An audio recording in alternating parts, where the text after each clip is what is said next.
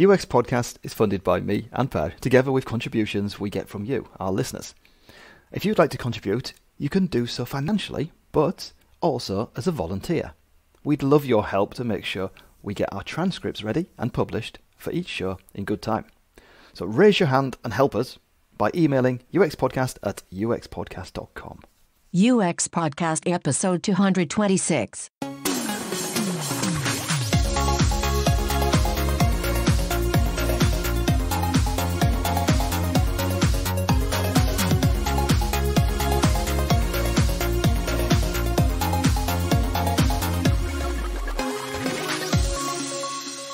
I'm James Royal Lawson.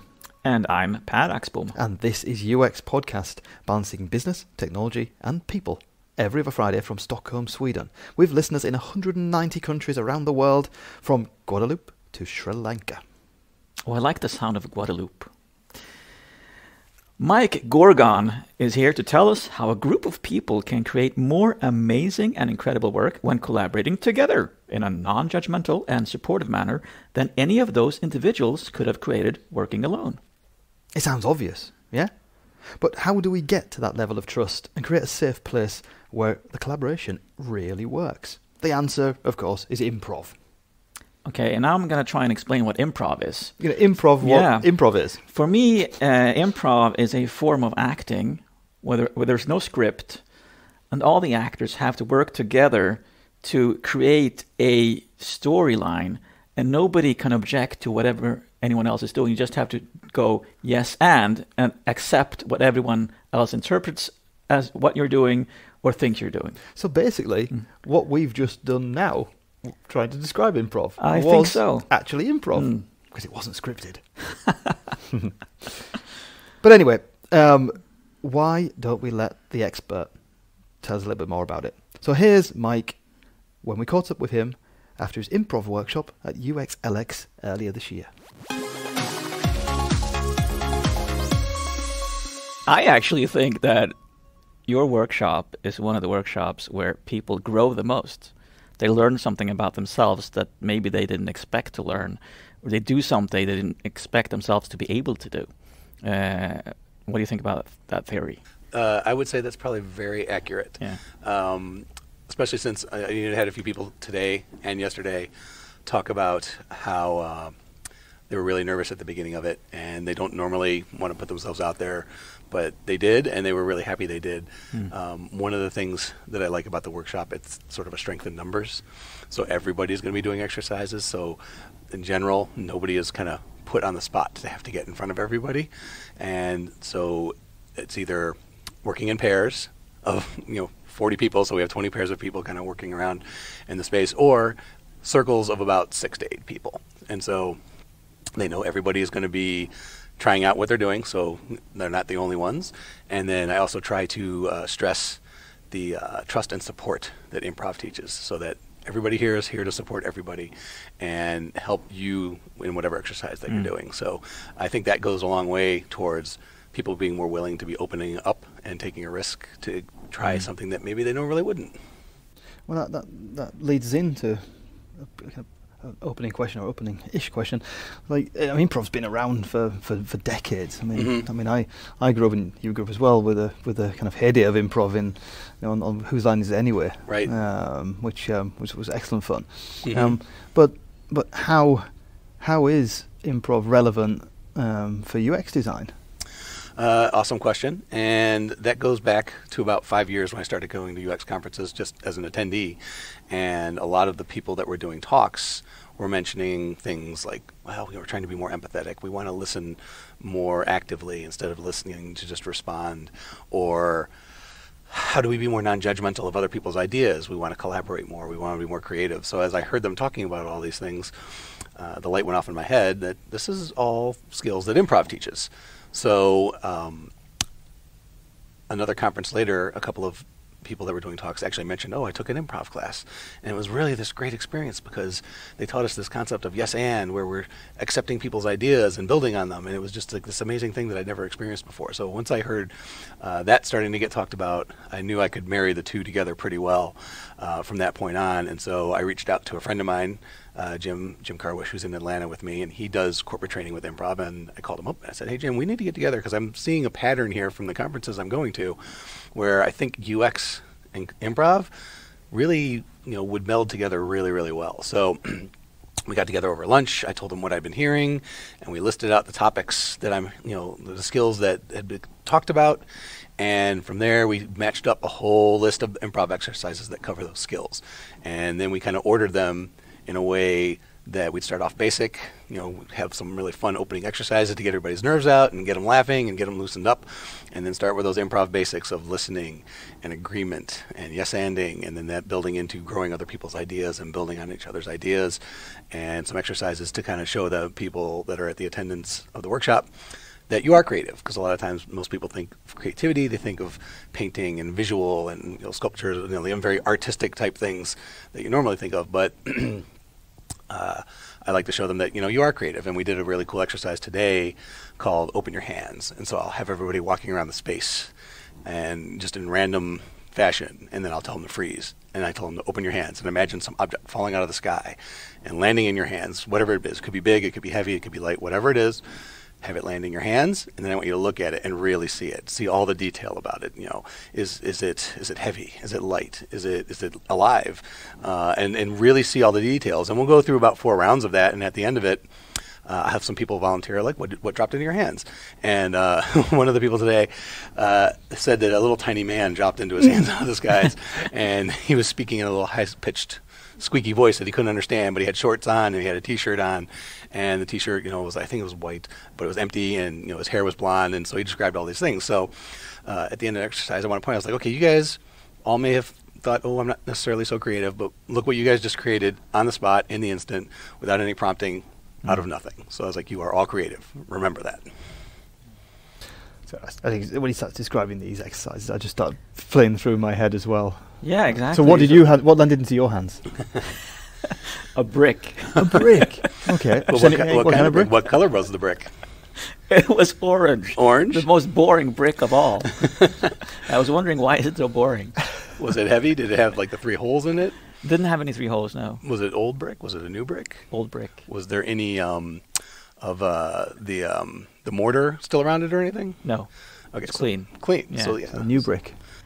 That's weird how I could actually see that in front of me. That's that's the thing, isn't it? And I as soon as Mike said about it, then I straight away realised what dropped into my hands was too hot to hold. So I let go of it straight away, and it went straight through the floor into the next floor, because it must have been like a meteorite or something. So I actually don't know how it looked, because it was just whoosh, whoosh, whoosh. It was alien acid. Oh, exactly, from Alien. Yeah. And this also means that your workshops, you never know what's going to happen. Right. And that's one of the things we try to do. Try to stress that if you're, doing an improv scene and you're, it's actually on the theater, you're on the stage, and you walk out with an idea, and they try to teach you, be direct, get out there and get your idea out, because the other person's coming out with their own idea at the very start of the scene, and you have to be ready for them to actually maybe say their line of dialogue first. And at that point, you have to throw away everything you may have had in your head while you were walking out and support that idea. Or if you walk out and maybe you start doing what's called object work, and you look like you're messing with something, and maybe you think you're at a cappuccino machine and you're making a drink for yourself. They may think you're at a video game machine, and they come up and it's like, oh, you're almost about to break the high score. That's great. Okay, well, how do you deal with that unexpected situation of it's been completely changed? We talked about the visualization. You're seeing this espresso machine. You see it, it's silver. You hear you're hearing the noises in your head, and all of a sudden, because maybe you weren't explicit enough about it, you thought you were maybe showing off what it was, but you never said what it was. This person has changed it, and you have to be ready for that, and you have to, on a dime, be able to switch and support that new piece of information. So that's a lot of what we do that I try to stress in the workshop as well, is of being ready to change, because new information could come out and change something into something new. So, and I try to connect that to maybe if you're in a design session or you're brainstorming and you throw an idea out, and so that may inspire someone to have another idea about how to solve the problem, and then they throw it out. And you have to be willing to accept that new piece of information, and hey, let's take this where it's going to go just by listening to each other, and we may end up at a very interesting solution if we're just open to that. So a degree of what you're teaching in the workshop is awareness of how improv relates to the work we do. But I guess one of the main usefulness is using this as a workout. Mm-hmm. You're not creating an artifact yourself with the improv. You're actually some kind of fitness program. Yeah, you're kind of the artifact at the end of it, because hopefully you've changed yourself a little bit, or at least been exposed to these skills through the exercises. They're not necessarily all of them something you would bring into your office and do in the boardroom or anything. A few of them I think are very helpful. We did one, and I do this one at every workshop. It's called Empty Your Pockets, and I have the people pair off and have them pull out something personal to them and tell the story of why that's personal to them. And the job of the other person is to listen, and just listen, and not interrupt, not ask questions, and also, even if they can, calm their brain down to keep it from even thinking of questions. Or if they mention, I got this on vacation in the south of France, and that makes them think of like, oh, I went to the south of France last summer. Wow, that was really great. We had such a good time. Oh, wait, I just missed 10 seconds of what you're talking about because your mind tended to wander off. So the point of the exercise is just to listen, absorb, and connect to that person's story. And then I'll flip-flop it and have them switch up and do it the other way around. And that's actually an exercise I think it would be good for teams if they're just starting out, or even existing teams, because you may find something out about someone that you didn't know before that, brings you closer together as teammates. But it's also an intense learning experience. You're teaching people the importance of trust, the importance of actually helping each other out. And there's so much I can relate to when it comes to coaching, just that not asking questions, not thinking about what question next to ask, but actually to just be in the moment and listen. When I started coaching, I was like, do I need to take notes because they're going to be talking for an hour? How do I need to take notes? But actually, if you're present with that person, you don't have to take notes because you actually remember everything. And just learning to be present with another person, that's what you're teaching as well. Yeah, and just that that calmness about it, and that like you mentioned, building that trust and support that this person is listening to me, and so I can feel free to be maybe a little bit more vulnerable about letting some information out, and I know I don't have to worry about that. I'm just saying, oh well, that's a really dumb idea. Why would you even think of that? We have no time for that. That's not going to ever work. The whole thing is what we're trying to get people out of, so that we can grow together, collaborate better, and then eventually, obviously, we have to take the time to narrow down what our options are, because at the end of the day, if we're trying to build something, there's a timeline, there's a budget, there's all those things. But I think if you are open to that, listening to other people and examining and exploring ideas during that divergent thinking part, and when you're exploring ideas, you can just find more interesting stuff. But there has to be that aspect, though, because some other workshop hosts I talked to who really are into talking about vulnerable people and are accepting of the fact that some people just don't want to participate and feel uncomfortable doing it. How do you cope with that in the workshop situation? I think the easiest way to do that is that the fact that I'm doing either one-on-one or in the groups of 6, and some of the exercises are geared towards making them feel supported and safe to share whatever. I mentioned to you, the one musical hotspot exercise where they have to jump in the middle and start singing. So that's be willing to take a risk, because I cannot sing to save my life. That exercise always scares me to death because I can't sing. And then the trust and support of everybody in the circle. They are going to tap you and knock you off the hot spot, and you should never be out there for more than 1 second. And they did an awesome job today. Oh my God, nobody was on that hot spot for more than 1 second, I think. And so you really only get about 2 words out. So I don't even know if you can necessarily even call that singing because you're out there for such a short period of time. We have another exercise where we did in a circle. The first person to start off would just turn to the person to the right and make some sort of weird gesture or movement and sound. And then that person looks at, absorbs it, turns to their right, and tries to repeat it as best they can. And so the whole idea of it is, I'm going to watch your thing and I'm going to try and do it as best I can, so I'm supporting what you're doing, and I'm going to basically be doing the same thing as it goes around the circle. And so kind of, like I said, the strength in numbers, everybody's doing it, so you're not out there alone in front of everybody. And usually, just like the laughter, you can feel the tension in the room when you first start the workshop, because everyone's like, a lot of times people are like, oh, I thought we were going to be looking at slides. I didn't know we were actually going to be doing things. But those opening warm-up exercises do a lot to get people's nerves out, and you can hear people laughing and giggling, and just like you can kind of feel the room sort of like calm down as everybody starts having fun. Because fun kills fear. Once you're having fun, you kind of forget about a lot of that stuff, and then it's interesting everybody else jumping in and doing it.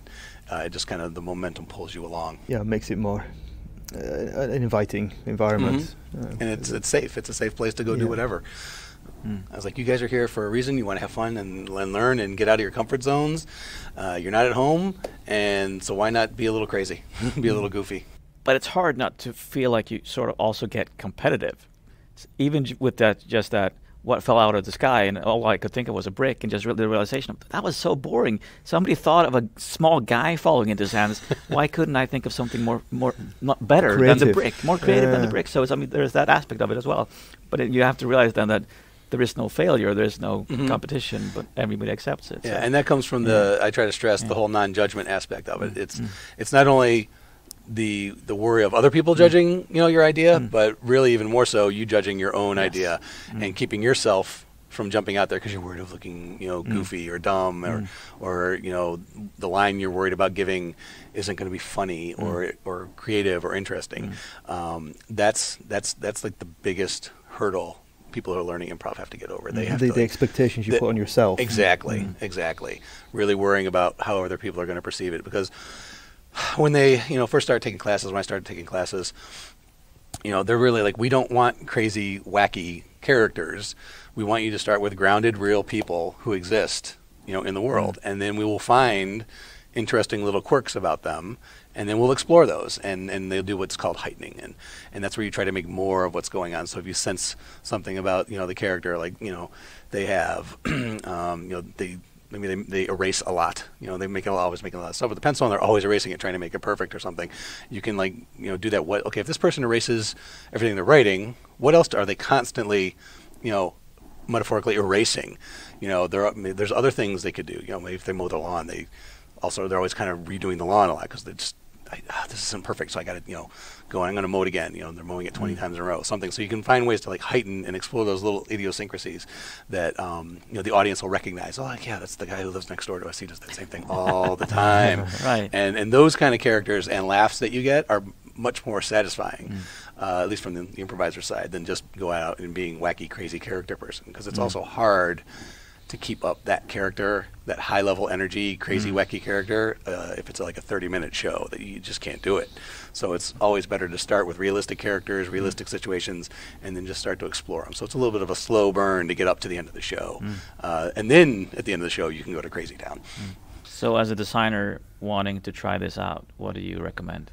I would say the best thing to do is look in your local city, because there's improv theaters popping up all over the place, especially in the U.S. They're all over. You can't really, as the saying goes, swing a dead cat without hitting an improv theater. I mean, Atlanta's got 3 now. It's growing a ton. There's a lot of people doing improv there. I mean, we were up in Asheville for a little vacation about a month ago for spring break, and they've got an improv theater. I know Austin, they're just everywhere now. A friend of mine was in Copenhagen for 6 months, and he was helping get their theater started. I think it's Improv Comedy Copenhagen, so the ICC theater. So that's there. So I would suggest finding a theater, and a lot of them now have drop-in classes, so you can just go try 1 or 2 classes for free, or maybe it's $5. That's nothing expensive. Just to kind of they want to try and rope you in, and you have some fun, and then take the full level. So, and the good thing about that is, it'll be a continuous repetition of taking classes versus maybe a one-day workshop. I'm trying to get them hooked a little bit and intrigued enough that when they go back home, they'll start to take some classes. Yeah. So that's probably the easiest thing you can do is find a theater near you, and then try and check out if they've got any sort of training program, and then sign up.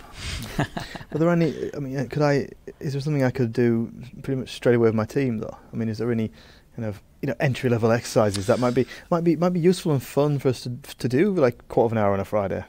There is, I think it's the Improv Resource Center or the Improv Encyclopedia. There's a couple of them on there, and if you know the skills that you want to kind of hit, both of those sites will list their exercises kind of by name or sort of what the skill they're looking for. So listening, or if you're looking at agreement. So they usually will have what that exercise focuses on. And so you can go there and you can find it. There are also some videos. There's tons of videos for some of the games. There's one called the Ad Game. I found a really good video that explains that whole thing and how it works.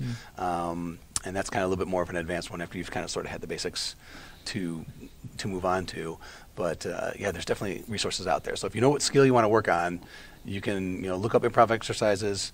You'll probably it's either the Improv Encyclopedia or the Improv Resource Center. Both of them may have like a wiki of exercises, and there might actually be an improv wiki. I can't remember exactly what the full. It sounds like a thing that definitely would have a wiki. Yeah. Yeah. So if you look up any of those things, or just like I said, Google improv exercises, you should find a few sites that have them.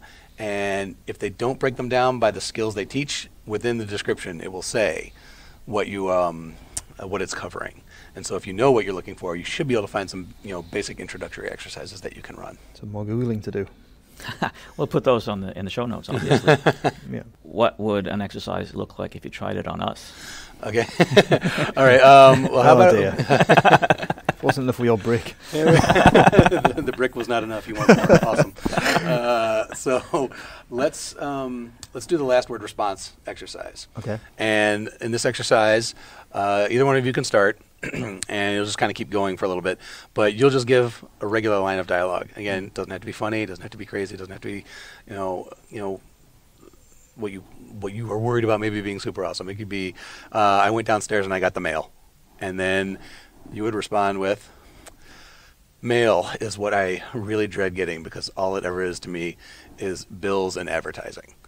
And then you would respond with like, advertising is the scourge of man. It makes us crave consumer items that we just don't really need. And so the whole object of it is to start your sentence with the last word of the other person's sentence. So you don't know what's coming. You have no idea how he's going to end his sentence.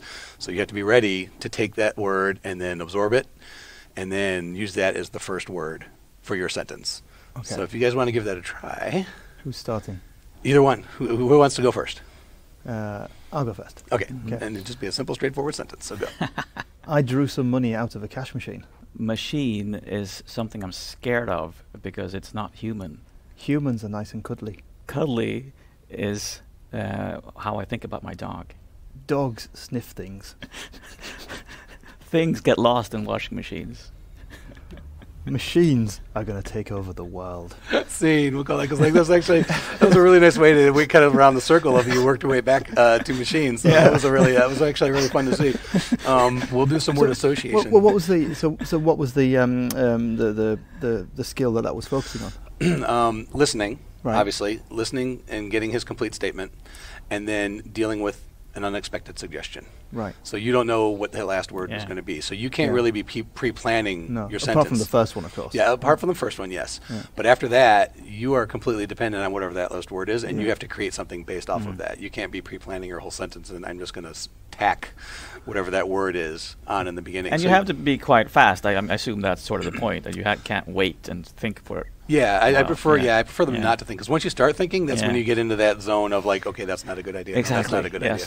But I guess that's the training thing as well. Yeah. I mean, when you've practiced a few times, you'll start to have a little kind of a framework, I guess, of what you can, how you can build responses quickly. Yeah, and it's like I think like you mentioned earlier, it forces you to be present in the moment between just the two of you and focusing on each other, and everything else kind of melting away, and it's just the two of you exchanging these lines of dialogue and really focusing in on that last word. This is a great game for just going to the pub.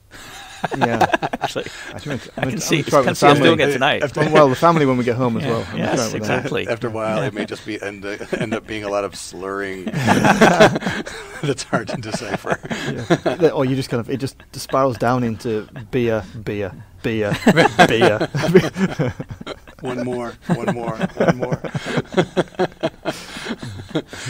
you want to try another exercise, we can do that one as well. Okay. And this is I think this was kind of building on the other one of the listening and exchanging of lines, and it is the standard Improv 101 exercise that they'll throw at you if you start taking a class, and it's called yes and it goes towards that concept of yes and. So in this one's actually very literal in that I really want you guys to respond yes, repeat a line of dialogue, and then you're adding new information. So the example might be if you were to give the opening line and say something along the lines of, the ice cream during the break was really good today. And you could respond, yes, the ice cream during the break was really good today. And I think I'm going to invest in buying one of those ice cream carts. Yes, you are going to invest in buying one of those ice cream carts, and and I expect you to give me free ice cream for life. And it's that simple. It's 3 lines. But the focus of the exercise is that, again, you're really listening, and you're proving that you're listening by saying the yes. Right. So and there's that literal saying of yes is, yes, I've heard you. Yes, I am going to support this line that you're giving me. Yes, I love it. And you repeat it back to them. And you can modify the sentence a little bit in case, it doesn't sound like, so if I said, I'm going downtown, you wouldn't say, yes, I'm going downtown. You say, yes, you are going downtown. So feel free to modify it so it makes sense. And then by doing that, you're showing, oh, he just repeated back to me what he said. So I know he heard me. And then the and part is where you get to add new information to it to help grow whatever the idea is that those 3 lines end up being. Right. So we can go through that one. We can do it twice so that each of you get a chance to give the opening line if you want. Okay. I think since you went first last time, why don't you go first this time? I'm really pleased we printed UX Podcast T-shirts for this event. Yes, I'm really pleased that you printed UX Podcast T-shirts for this event. And I'm really looking forward to you producing more of them in different colours next time. I'm really looking forward to Don't producing... forget yes. Yeah. Yes. Yes, and... Yes, repeat. Oh, I'm completely missing the instructions here. Yes. I'm really looking forward to producing these T-shirts in more colors for the next event, and producing other items to go with them. And there you go. That's 3 lines. Perfect. Oh, that's really okay. It's not more than that. It's just 3 lines. So Oh, you started, wow. and then now he gets the chance to start an opening line, Oh, wow. and then Okay. you'll yes and Yes. that, and then he'll reply to that. Oh, okay. Oh, nice. See, now I'm just thinking about ice cream. No, we'll have to go with it. Yeah, that's all. I'm really looking forward to the pasta de nata tomorrow. The custard tarts. Portuguese custard tarts. Yes. I'm really looking forward to the custard tarts tomorrow. And I think I'll actually eat 3 of them this year. Yes, I'm pretty sure you will eat 3 of them this year. And I will probably eat more than 3. Me and Bruno have our own plates. Good, perfect. So you see how it works. Yes. You're yes and you're showing that you're listening by repeating it and then adding new information to it, so that the if it was a scene on stage during a show, that world is expanding as we're going. We're starting this one little seed and it's growing and expanding, and if it was it's called a long form show, you're usually performing with a group of 6 to 10 people. So the 2 people are on stage working the scene. All the people on the side are listening and looking for interesting things. So you mentioned tomorrow night. Okay, so they may take you to a scene the next night where you're actually at the party and these things are coming out, and you said you're going to get your own plate, so someone could play a waiter coming out and then just make it like this ginormously huge plate of all these tarts. And, sir, you want to say, no, this is really far more than I expected. Sir, you said you ordered the large plate. This is the large plate. And you're not allowed to leave until you eat all of them. So like putting that sort of goofiness on what was initially just kind of a normal start to a show. Yeah. And it was really simple. Like you said, 3 lines. That was actually nothing, but it felt comfortable. Yeah, it takes the pressure off of we have to do a scene for 2 minutes. Exactly. No, it's just 3 lines and move on. And I like the fact there's a finite, there's an end to it, a decided end, instead of that pressure of keep on going and then not knowing when it's going to stop. Right. Yeah. And at the end of the workshop, both days, I'll do, and this is the only pressure exercise that I have for them, and it's kind of the culmination of everything that we've talked about in the 3.5, 4 hours or whatever, and putting all those skills to use. And it's called the documentary or the interview. And 2 people will sit in chairs and pretend they're talking to a camera, and they're being interviewed, and we'll get a suggestion from the audience, which is the other workshop people. So everyone, we get the chairs set up like a little bit of sort of a theater, and we'll have the 2 chairs up there. So I absolutely get that that's probably the most terrifying thing in the entire workshop. Exactly. And so I ask only for people to volunteer if they would like to try it, and I always go for the first one with somebody, so that way they feel safe. They know that I'm going to take care of them and support their ideas. And it went really well. People who jumped up there and did it, they did great. They told some really funny stories, and it's only 1 minute, so the timer's going, and they don't have to be up there for that long.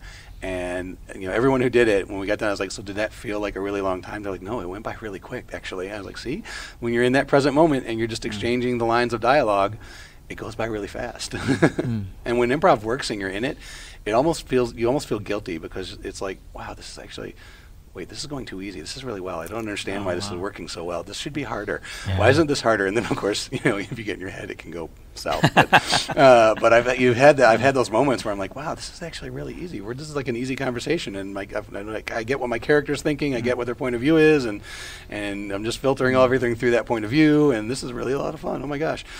And once you kind of have that, that happen, then you're like, oh, I want to do it again because that was really cool. I love your enthusiasm, Mike, Yes. for improv and applying it to our work. Excellent. Yeah. Thanks for joining us. Well, thanks for having me. It's been fantastic. I think I actually had 3 pasta donata. I think you said you were going to have more than 3. I know. I improvised. I had 3. I stopped counting. They're just too good. I'm saying 3. We actually did stand there with Mike the day Yes. after when the pasta donatas get delivered, and they are fantastic. And we blew Mike's mind a little bit. Yeah, he understood what we meant. Yeah.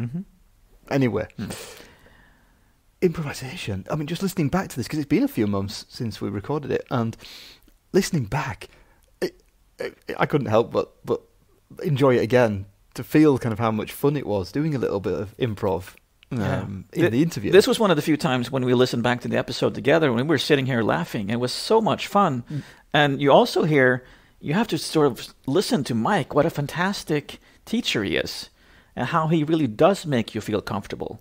That we actually did those improv exercises on the fly. That was fantastic, but he also made us feel really comfortable enough to do it on the fly.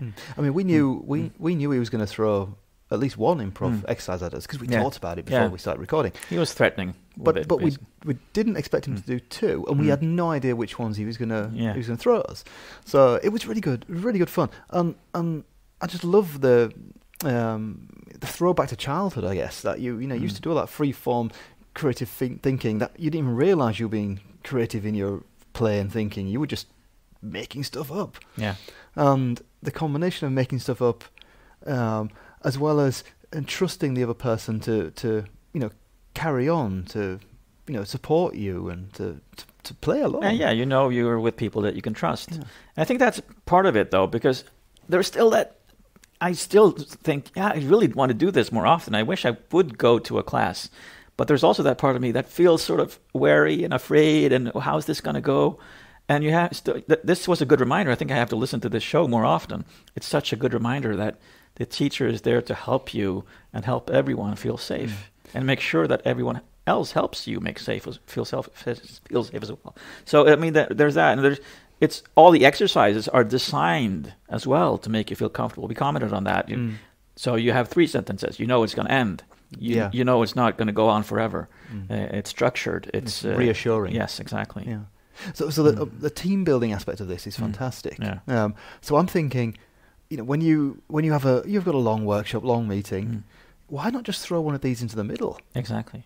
Just after a break or something, you can just say, right, let's start off by doing.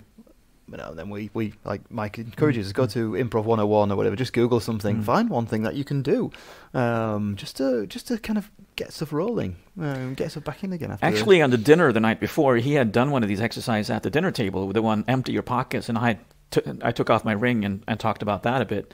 And this also made me think when he said, so you might learn something about your colleagues that you didn't know before. Now, we're entering a season where a lot of people are spending time with family that they maybe don't meet that often, maybe don't agree all the time with. People talk about or don't want to talk politics with. Exactly. And these exercises, just bringing them out, even at the dinner table, it's just fantastic. An opportunity to learn something about people that you think you know everything about.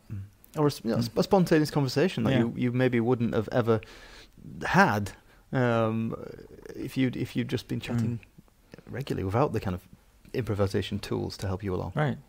And now I'm thinking maybe we even should do some improv exercises to warm up before doing our shows. God, I thought you were going to say now. No.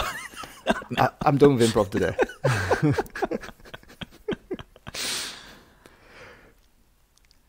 So, recommended listening after this is, of course, our Christmas show a few years ago.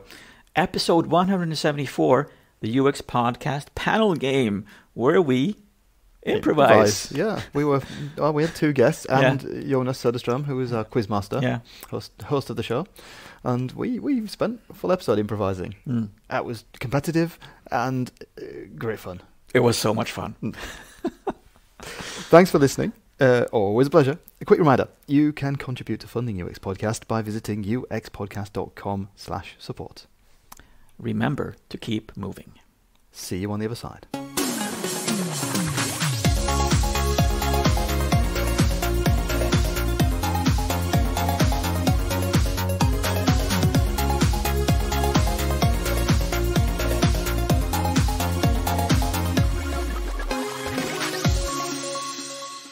Hey, James, what does Santa suffer from when he gets stuck in the chimney? I don't know, Per. What does Santa suffer from when he gets stuck in the chimney? Claustrophobia. Oh.